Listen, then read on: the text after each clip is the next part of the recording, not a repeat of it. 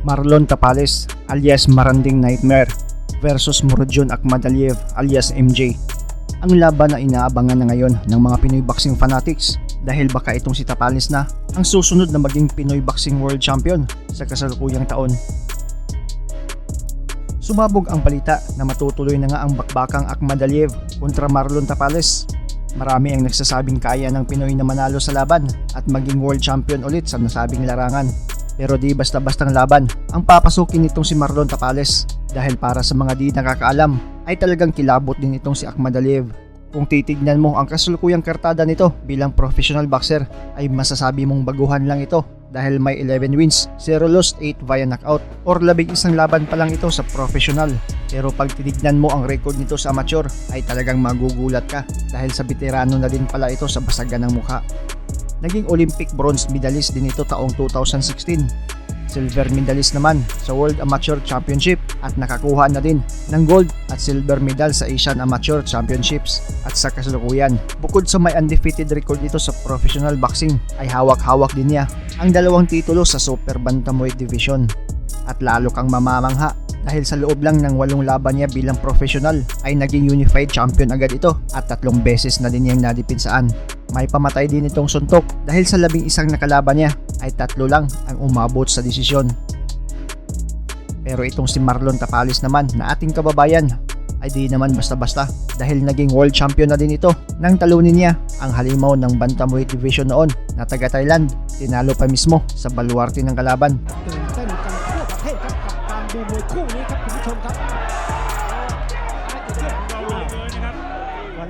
Bagamat wala sa record ng BoxRec ang amateur career ni Tapales ay masasabing sapat na din ang experience nito sa bakbakan kung titignan mo ang mga laban nito sa professional.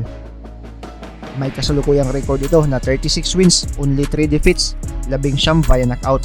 39 na laban na sa pro ang hinarap ng ating pambato at ilang mga lahi na din ang pinabagsak at tinalo.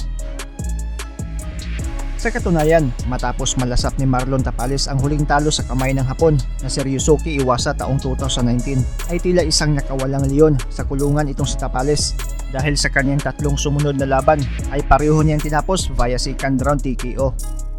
Una ay ang kapwa Pinoy na si Edinson Suna. Pangalawa ay isang malakas din na Hapon na si Hiroaki Tishigawara. At ang huli ay ang Meksikanong si Jose Estrella, parehong nilamon ng buhay ng taga-Lanao del Norte na si Marlon Tapales alias Maranding Nightmare. Kung titignan natin ang stat ng dalawa ay medyo dihado nga si Kabayan dahil 5'4 lang ang tangkad dito at may reach na 65 inches habang 5'5 inihap si Akhmadaliev at may reach na 68 inches. 30 anyos na din si Tapales habang 28 pa lang itong si Akhmadaliev pero pareho silang southpaw. Kung susumahin natin mga pre, ay bahagyang dihado nga si Kabayan kontra sa defending unified champion na si Akhmadaliev sa experience, height at reach. Pero alam naman natin na basta Pinoy ay di yan nagpapatalo, lalo na si Marlon Tapales na makikitang uhaw na uhaw sa panalo at sa titulo. Kung titignan naman natin ang galaw ng dalawa sa ibabaw ng lona ay parehong magaling at may pamatay na suntok din, pero magkakaalaman na lang yan sa kung sino ang may dugong palaban at syempre meron yan si Kabayan.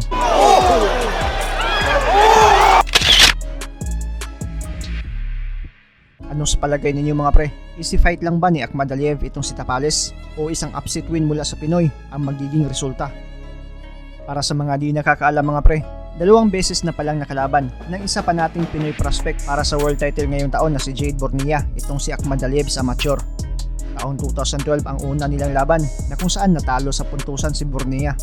Pero sa sumunod na taon ay panalo na ang Pinoy via REC o referee stop the contest. Ating balikan ang huling 3 laban ni Marlon Tapales na kung saan tinalo lang niya ang mga kalaban sa loob lang ng 2 rounds.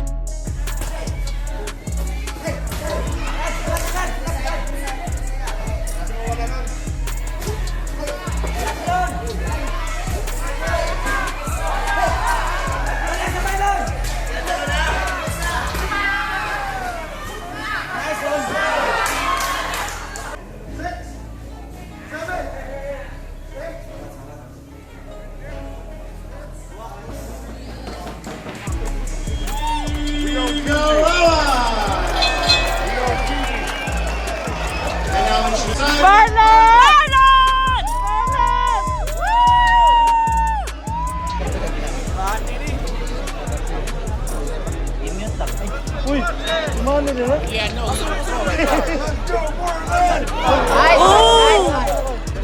Gerak lagi kayak lembut kayo. Nag-flip lang ba yaon? Nice one, no! Huwag magpadalin. Huwag magpadalin, Marlon. Relax lang, relax lang. Relax lang, Marlon. Oh! Lang. Ay. Di ba namamadali? Nakuha lang ni Marlon yung... Oh! Ay! Oh! Tinamaan mo yun! Tinamaan ako! Oh! Come on! Oh!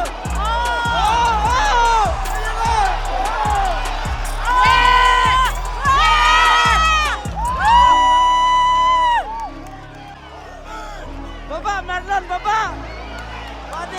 Padi muna! Timing! Woo!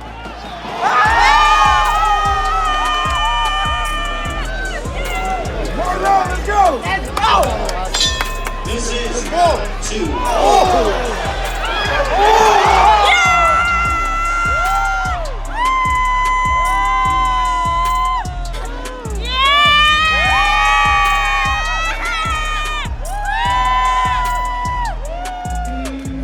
Here is Carmen.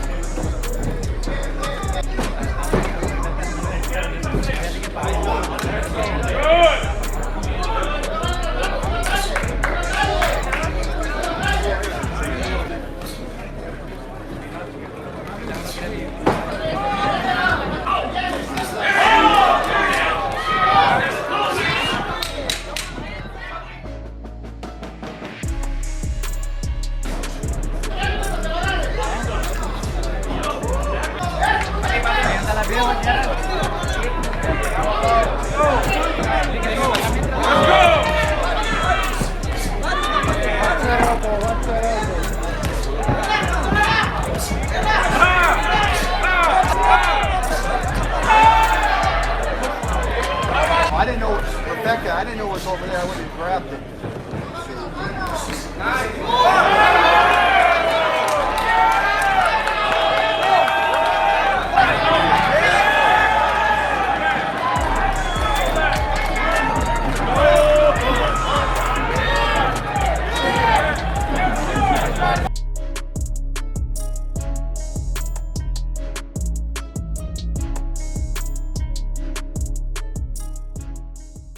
Hi guys, this is Mark Magnifico Magsayo. You are watching Channel Manoy.